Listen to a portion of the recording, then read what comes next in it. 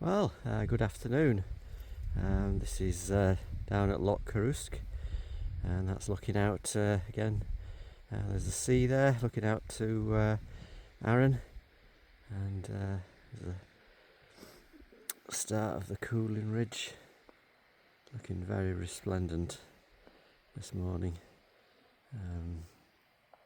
That is Scone on Egg up there again. And there's yesterday's Munro, number 92, Coruisk, looking quite splendid above beautiful Loch Coruisk, which is looking absolutely idyllic today. There's the in pin still, just about see it, and there is Greta and the tops of Meta, and what a beautiful day it is.